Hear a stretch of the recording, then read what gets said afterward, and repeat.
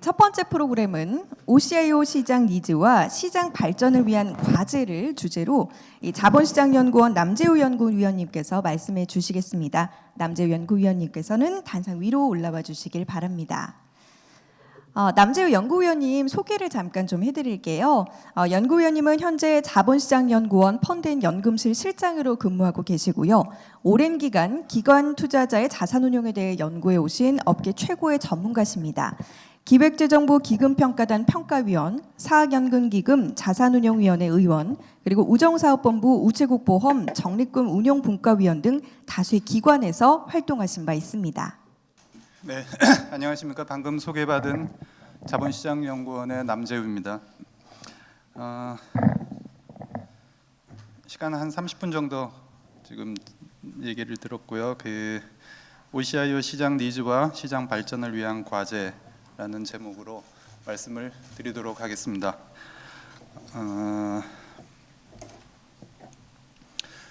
네, 뭐 오늘 참석하신 분들이 다 이쪽 OCIO 시장의 필드에 계신 분들이라고 들었습니다.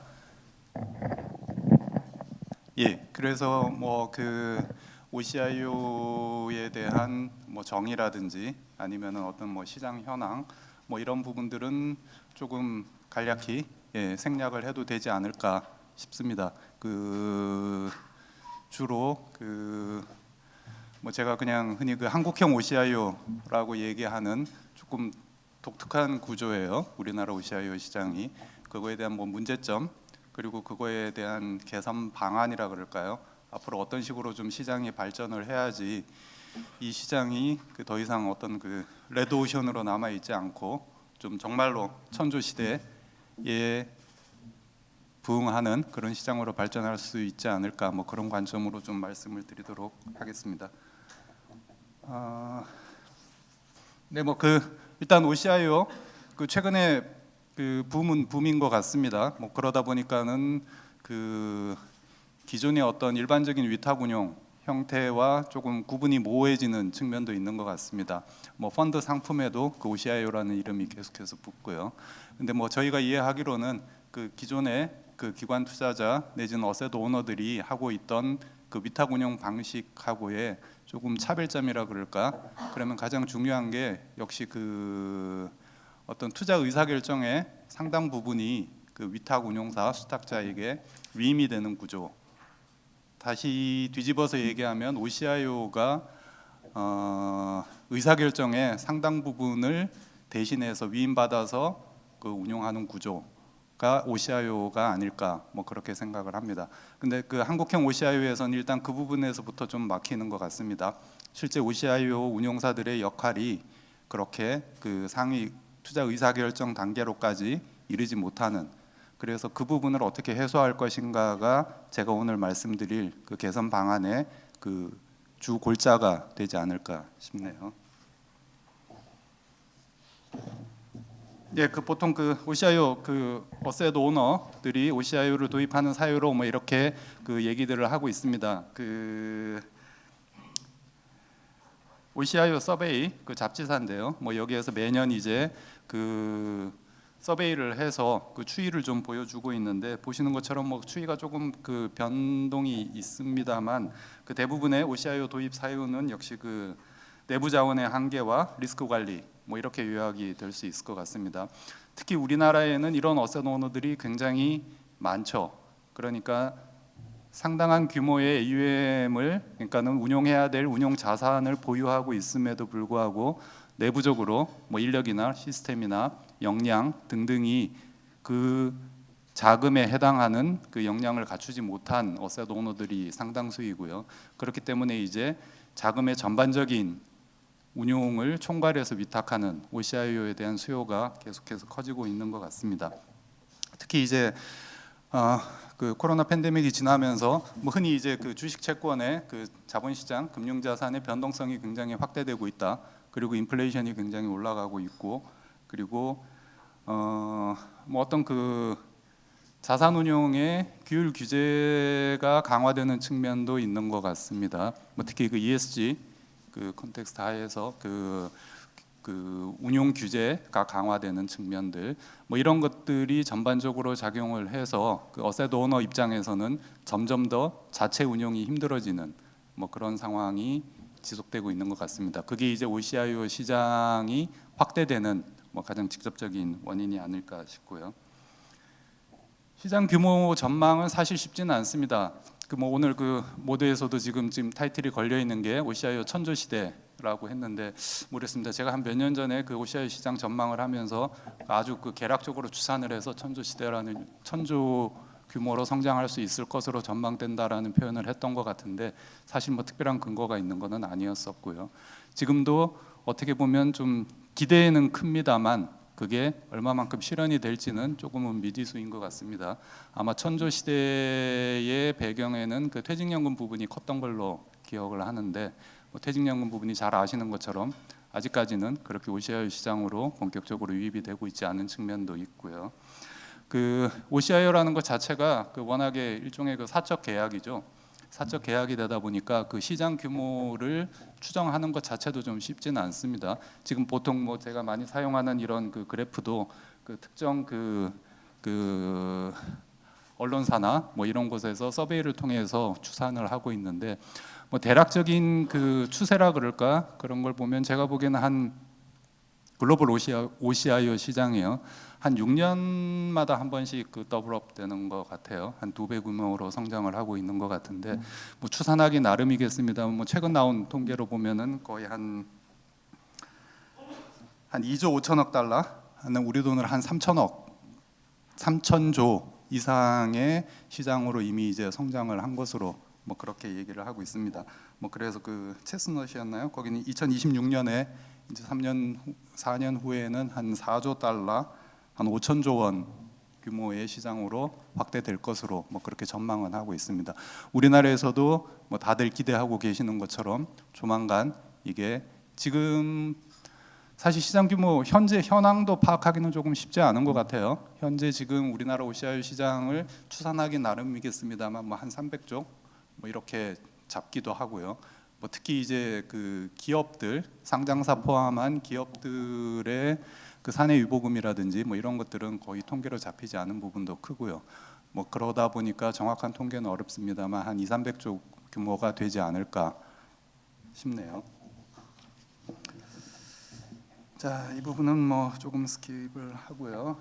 그 뭐 여기 그 참석해 계신 분들은 뭐 너무 잘 아시는 내용이지 않을까 싶습니다. 우리나라 OCIO 시장의 연역이라고 할까요?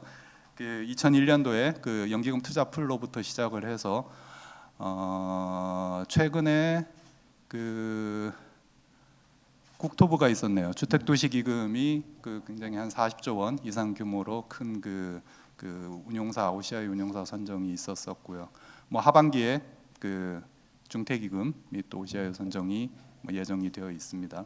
그리고 고용산재기금이 내년에 이제 또 새로운 그 운용사 선정이 있고요.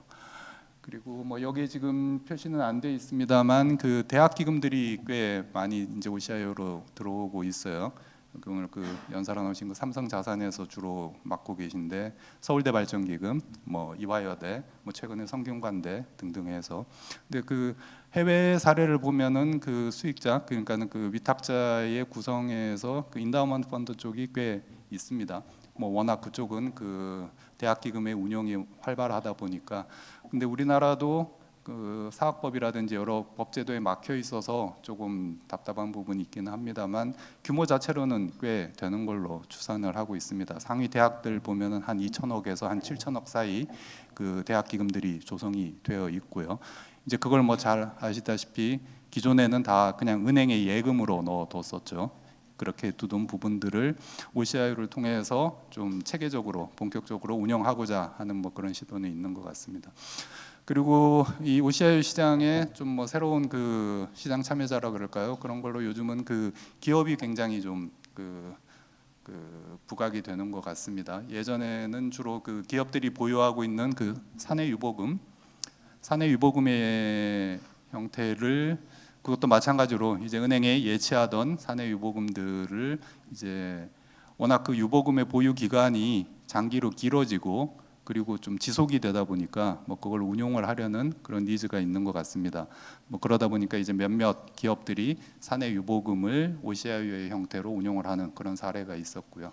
그리고 최근에는 그 DB 사이드가 좀 확대가 되고 있는 것 같습니다. 그 우리나라 뭐 잘 아시는 것처럼 퇴직연금이 대부분 그 DB 중심으로 운영이 되고 특히 대규모 기업들이요. 그러다 보니까 이제 DB 적립금을 거의 DB 적립금은 한 95% 이상이 원리금 보장으로 되어 있었죠. 그러다 보니까는 뭐 한 1%대 수익률, 그 물가 상승률에도 미치지 못하는 수익률, 뭐 이런 문제들이 지적이 되면서 그 기업들이 그 DB 적립금의 전부는 아니라도 일부를 이제 OCIO의 형태로 운영을 하려고 하는 뭐 그런 그 나름 시장이 꽤 커지고 있는 것으로 뭐 그렇게 보입니다. 근데 그게 조금은 그 OCIO를 본격적으로 활용하기에는 그 운용 비클이라 그럴까요? 그게 뭐 조금 아직은 적절치 않은 부분이 있어요. 그러니까 그 퇴직연금 자산의 운용 수단으로 그 사실 이 OCI의 본질은 그 일임에 가깝죠. 일임 운용에 가까울 텐데 아직까지는 퇴직연금 자산 운용 수단으로 그 일임업이 허용이 되고 있지 않다 보니까 그 운용사들은 그 기업의 DB 자금을 받아서 운영하는 형태가 뭐 조금 그 사모펀드의 형태로 운영을 하고 있는 것 같습니다. 근데 그 사모펀드가 이제 그 수익자가 단독인 단독 사모가 안 되다 보니까 뭐 여러 가지 방법들을 동원을 해서 사모펀드를 구성을 한다든지 이제 그러다 보니까 그 랩의 형태로 들어와야 되는 증권사들은 조금 그 시장에 참여하기 힘든 뭐 또 그런 상황이 있고요. 모르겠습니다. 작년에 그 근태법 개정 그 사안으로 그 일임 허용이 그 올라갔었었는데 뭐 아시는 것처럼 그 법사 아니 그 상임위로 통과는 못했고요. 그 부분이 뭐 좀 추진이 되어야 될 상황이 아닌가 싶어요. 보수 체계 부분은 뭐 제가 늘 하던 얘기라서 좀 뭐 스킵을 하도록 하겠습니다. 지금 그 국내 OCIO의 그 보수 체계가 뭐 좀 현실화가 필요하다 할 정도로 그 시장을 그 레드오션화하는 뭐 그 큰 원인이지 않을까 싶습니다. 지금 뭐 한 그 대형 기금의 OCIO는 뭐 한 3bp 미만까지 떨어진. 그러니까 웬만한 그 OCIO 펀드라고 하면은 일종의 재간접 펀드이고요. 그 자체가 어떤 자산 배분 개념이 포함된 그 재간접 펀드 뭐 이렇게 해석을 할 수 있을 텐데 그냥 기본 그 채권형 펀드보다도 훨씬 낮은 운용 보수로 운용을 하는 그런 상황이죠. 이 부분이 그 OCIO의 역할 내지는 뭐 전담 운용 체계 등등과도 연결이 되는 부분인 것 같습니다.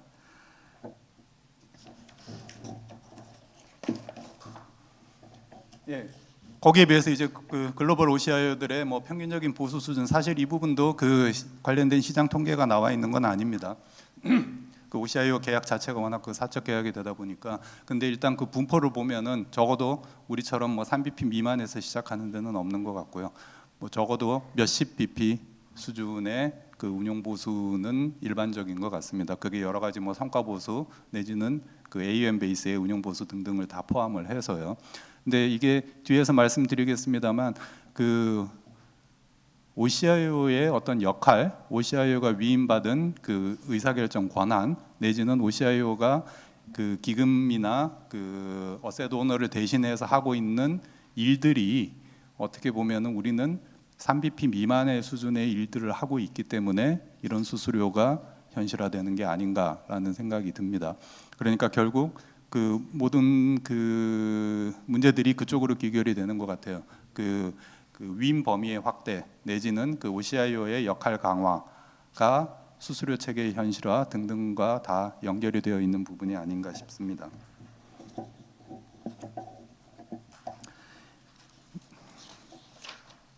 예, 방금 말씀드렸던 것처럼 그래서 그 OCIO 시장 활성화의 방안으로 제가 한 뭐 몇 년 좀 된 것 같은데요. 뭐 이렇게 5가지 꼭지를 들어서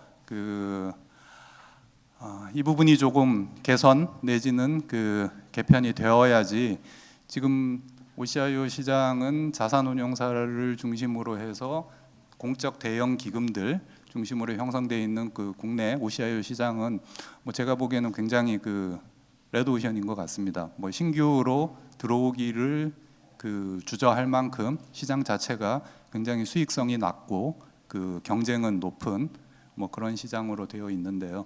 뭐 이 시장이 조만간 좀 현실화 내지는 정상화되지 않으면은 뭐 시장이 천조시대로 확대되지 못하고 고사할 수도 있지 않을까 뭐 그런 생각도 들고요. 또 반대로 생각해 보면은 우리나라 그 금융투자 산업의 어떤 그 글로벌 경쟁력 뭐 이런 관점에서 보면 제가 보기에는 이 OCIO 시장이 OCIO 비즈니스가 그 우리나라 금융 산업에 굉장히 잘 맞는 그 분야인 것 같아요. 그래서 특히 그런 식의 OCIO를 필요로 하는 그 어셋 오너들도 굉장히 많고요. 그러니까 쉽게 말해서 우리나라의 OCIO의 운용을 필요로 하는 돈들이 자금이 굉장히 많다라는 것이죠. 그 자금들을 국내 그 OCIO 운용사들, 뭐 운용사, 증권사 포함해서요, 잘만 운용을 하고 좋은 트랙 레코드를 쌓으면 이게 굉장히 어떤 글로벌 경쟁력을 가질 수 있는 우리나라의 금융 산업 중에 하나가 될 수도 있을 것 같은데 아직은 조금 여러 가지 좀 제약 사항에 막혀 있는 것 같습니다. 그래서 뭐 여기 지금 제가 이렇게 썼던 것들을 보면은 결국 이제 제일 처음에 있는 것처럼 그 OCI의 역할이 확대가 되어야 된다라는 거에서부터 출발을 합니다. 그 모두의 사회자분도 말씀을 하셨고 그런데 뭐 최근에 이제 뭐 쉽게 말해서 수익률 내기가 어셋 오너들이 자산을 운용을 하면서 수익률 내기가 점점 어려운 시대로 가고 있어서 OCIO에 대한 수요가 커지고 있다 이렇게 말씀을 하셨는데 그 운용사나 뭐 이쪽에 계시는 분들은 너무 잘 아실 거예요. 그러니까 쉽게 말해서 OCI라고 해서 그 어셋 오너의 자금을 받아서 별다르게 수익률을 높일 수 있는 방법이 없다라는 거죠, 사실은. 그러니까는 그 자금의 위탁자 입장에서 봤을 때는 조금 더 높은 비용을 들여서 OCIO 위탁 체계를 도입을 했는데도 불구하고 바라던 만큼의 수익 제고나 뭐 이런 것들은 또 이루어지지 않는, 그러니까 어떤 시장 신뢰가 그만큼 더 하락하는 뭐 그런 상황. 그래서 그게 시장 악화로 계속 그 순환되는 뭐 그런 구조인 것 같습니다. 근데 수익률을 높이려면 결국에 뭐 다들 잘 아시는 것처럼 자산 배분의 문제죠. 자산 배분. 그러니까 지금처럼 OCIO가 어떤 그 자금의 위탁자가 제시한 전략적 자산 배분 포함해서 자산 구성을 그대로 받아서 그거에 대한 어떤 실행, 상품을 선택하고 펀드를 선택하는 실행의 역할만 하는 현행 구조에서는 뭐 OCIO가 수익 제고를 할 수 있는 별다른 역량을 발휘할 기회가 없다라는 것이죠. 뭐 너무 잘 아시는 것처럼 그 자산 운용의 수익률의 90% 이상은 대부분 그 전략적 자산 배분이라고 하는 자산 배분에서부터 나오니까요. 결과적으로 그 상위 의사결정 단계로의 위임 범위 확대라는 말의 의미는 뭐 쉽게 표현하면은 그 전략적 자산 배분을 포함한 상당 부분의 자산 배분 의사결정을 그 OCIO가 하도록 하는 방안, 그 방안이 유일하지 않을까 싶습니다. 그러니까 지금처럼 그 어셋 오너가 주식, 채권, 대체 어디에 각각의 얼마의 비중을 들어가겠다라는 걸 사전을 결정을 하고 각각에 맞는 상품만 OCIO가 정해달라라는 식의 그 OCIO의 위임 사항에서는 뭐 별다른 그 돌파구가 없다라는 것이죠. 근데 그 전략적 자산 배분 포함한 그 상위 자산 배분 의사 결정을 OCIO로 위임하는 게 그 생각보다 그렇게 간단치는 않습니다. 그 보통 우리나라 그 대형 기금들 어떤 위원회 구조를 가지고서 그런 전략적 자산 배분을 수행을 하고요. 그거를 이제 실행을 하는, 그러니까는 그 자산 배분단과 실행단이 분리되어 있는 이런 그 운영 체계에서 그 위원회 구조에서 실행하고 있는 자산 배분 의사 결정을 OCIO에 위임하는 게 생각보다 그렇게 간단치는 않다라는 것이죠. 그래서 지금 제가 몇몇 사례로 말씀드리려는 부분이 결국에는 방금 제가 말씀드렸던 부분을 좀 현실적으로 실행할 수 있는 방안, 뭐 그렇게 이해를 하실 수 있을 것 같습니다. 뒤에 그 레퍼런스 포트폴리오 체계 도입, 뭐 그 부분도 그거와 연결되는 부분이고요.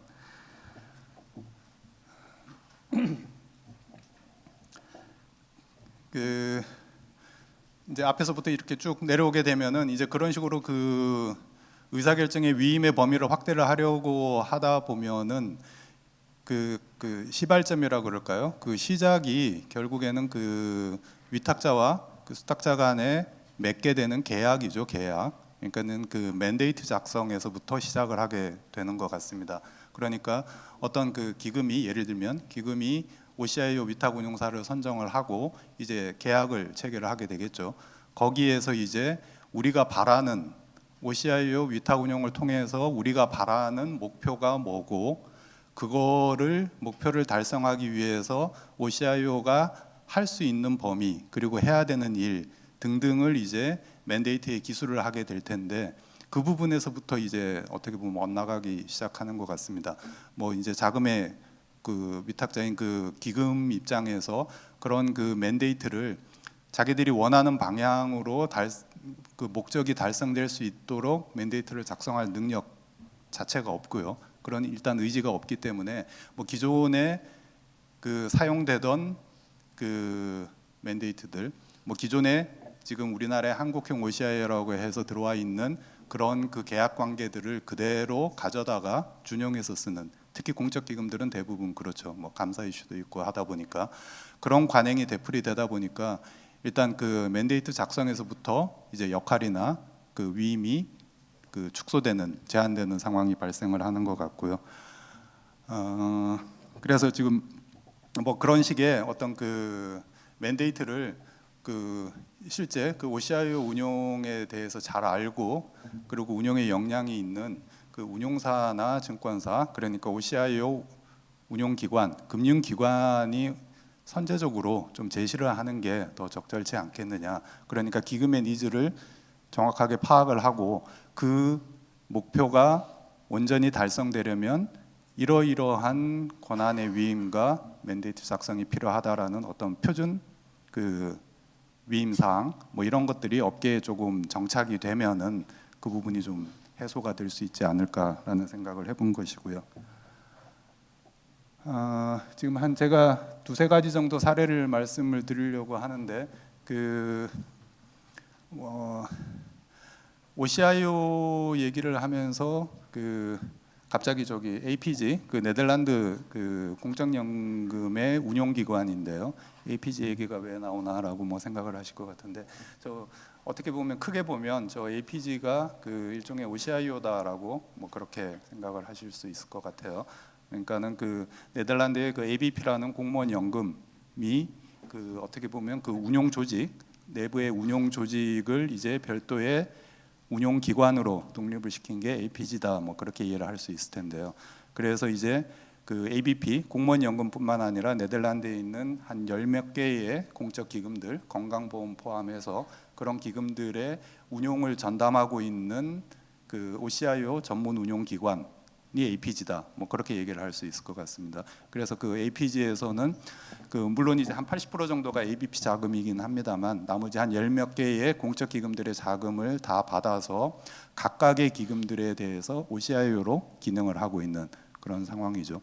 그래서 그 APG의 어떤 그 조직 구성이라든지 APG의 그 실제 지금 기금들의 자금을 받아서 하고 있는 운용 현황이라든지 뭐 이런 것들을 좀 참조를 하면은 우리 OCIO 운용사가 나가야 될 바람직한 방향이라 그럴까요? 어떤 그런 목표, 뭐 그런 것들이 조금 그림이 그려지지 않을까라고 해서 제가 APG 사례를 말씀을 드렸습니다.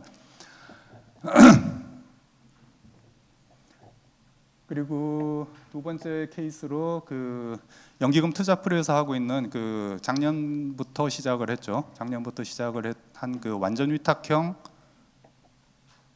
투자풀이라고 이름이 되어 있는 제도인데요. 뭐 아마 잘 아실 거라고 생각을 합니다. 그러니까는 굉장히 작은 그 중소기금들 그에 대해서 그 자금의 그 기금의 운용에 처음부터 끝까지 모든 과정을 다 연기금 투자풀이 위탁 위임 받아서 운용을 대신하겠다라고 해서 출발한 게 이 완전 위탁형 그 투자풀이죠.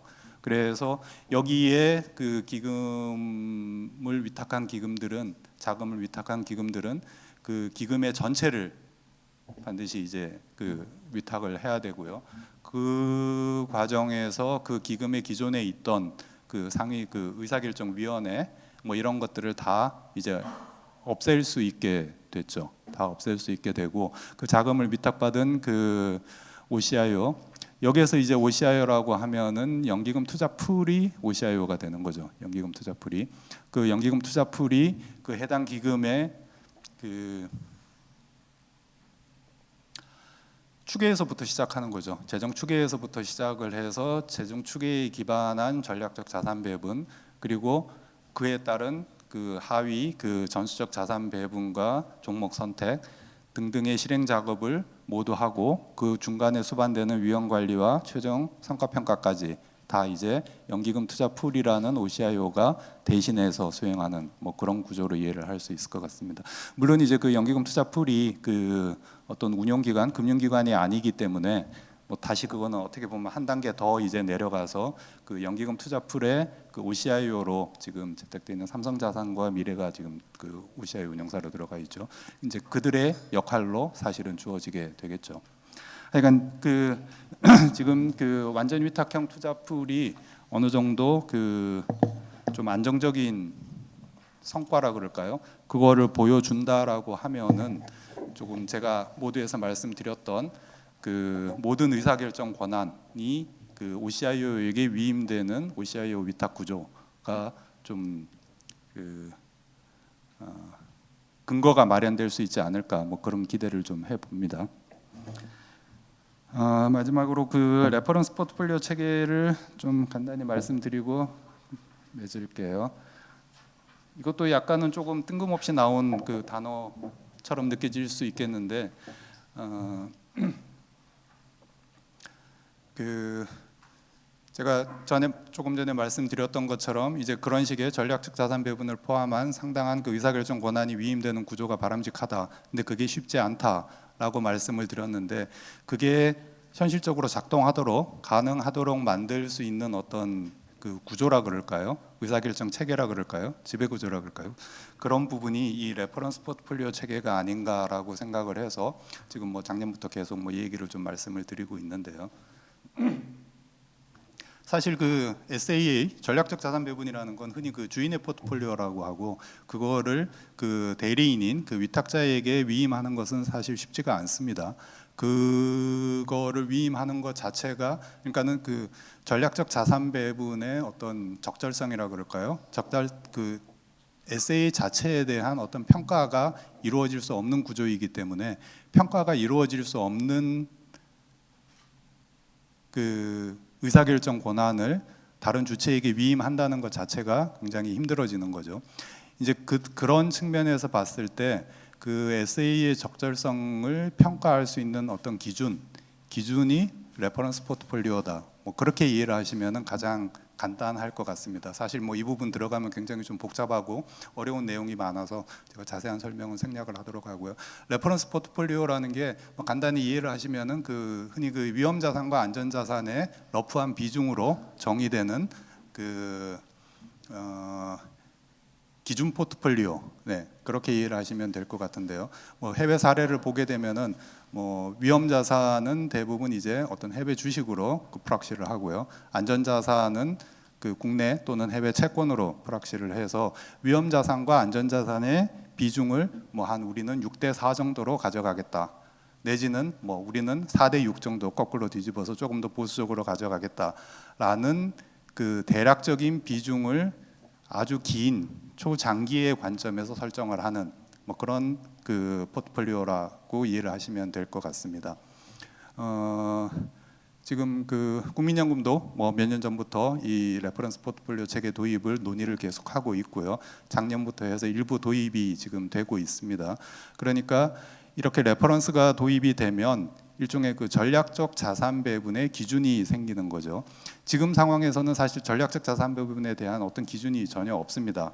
뭐 국민연금 포함해서 다들 도대체 주식 비중이 40%가 적절한 건지 60%가 맞는 건지에 대한 기준이 전혀 없다라는 것이죠. 그리고 전략적 자산 배분이 전체 수익 성과의 90% 이상을 설명한다라고 하면서도 막상 그 회계 연도가 끝나고 난 다음에 올해의 전략적 자산 배분이 적절했는지에 대한 평가나 리뷰도 전혀 이루어질 수가 없습니다. 그 SA에 대한 기준이 없기 때문에요. 결국에 이제 그 기준을 만들어 주자라는 것이죠. 그 기준을 만들어 주게 되면 그 레퍼런스를 장기적으로 계속해서 추정할 수 있는 SA가 이루어지고 있느냐라는 관점에서 SA를 평가할 수 있다라는 논리인 거죠. 이게 이제 OCI랑 어떻게 연결이 되는가 하면 제가 말씀드렸던 그런 그 SAA 포함한 그 자산 배분 권한을 OCIO에게 위임을 하게 되면 레퍼런스가 반드시 필요하다라는 것이죠. 그러니까 기금이나 어셋 오너 입장에서는 OCIO에게 지금처럼 SA 자체를 주는 게 아니라 그냥 RP를 주게 되는 것이죠. 우리가 요구하는 그 자산 운용의 대략적인 성격은 위험자산 3에 안전자산 7 정도의 그 포트폴리오 성격을 원한다. 그거를 이제 OCIO가 전문가적인 역량과 식견을 발휘해서 알아서 구현을 해달라라는 게 이제 OCIO 운용 체계가 되는 것이죠. 그렇게 되어야지만 이제 전략적 자산 배분이라는 굉장히 중요하고 어려운 의사결정 단계가 그 기금이라는 역량이 부족한 어셋 오너에 의해서 이루어지는 게 아니라 전문가인 운용의 전문가인 OCIO에 의해서 이루어질 수 있는 그런 상황이 될 수 있다라는 것이죠. 실제로 이게 지금 실현되고 있는 사례가 그 서울대 발전기금 사례가 이렇게 운용을 시작을 했습니다. 재작년부터인가요? 서울대 발전기금이 이제 OCIO 체계를 도입하기로 그렇게 하고서 삼성자산운용과 그 계약을 맺었죠. 그렇게 해서 이제 운용을 하면서 이 레퍼런스 체계를 도입을 했고요. 그래서 서울대 발전기금이 삼성자산의 맨데이트로 준 거는 그 RP만을 준 겁니다. RP.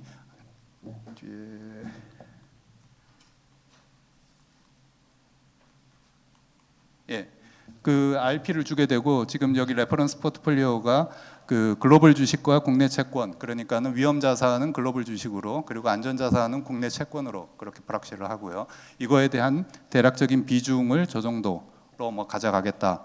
이렇게 RP를 주고서 그 이후에 이제 그 수반되는 그 일련의 투자 의사 결정들, 전략적 자산 배분을 포함해서 전략적 자산 배분이라 하면 단순히 그냥 주식 채권 대체에 대한 비중만을 결정을 하는 게 아니라 그 자산군을 설정하는 것 자체를 포함을 하게 됩니다. 그러니까 우리가 투자 대상으로 삼는 투자 자산군을 주식, 채권, 대체, 국내, 해외 그걸 어떻게 분류를 하고 시장을 어떻게 정의를 하고 그렇게 정의된 시장에 어떤 비중으로 들어가겠다라는 의사결정을 이제 OCIO가 하게 되는 것이죠. 이렇게 되어야지만 우리가 원하는 어떤 수익 제고라는 그런 목표가 달성이 될 수 있지. 지금처럼 TAA만을 일부 수행하고 뭐 상품 선택의 역할만을 하는 그리고 전략적 자산 배분이나 이런 부분들은 자문의 형식으로 조언만 하는 이런 구조에서는 뭐 모두가 그 원하는 결과가 나오기 힘든 상황이다 그런 것이죠. 간단히 정리를 하면요. 예, 그래서 뭐 이런 부분들이 조금 해소가 되고 개선이 되면은 저희가 모두가 바라는 그 OCIO 천조 시장 시대가 도래하지 않을까 기대를 합니다. 네, 이상 발표 마치겠습니다. 고맙습니다.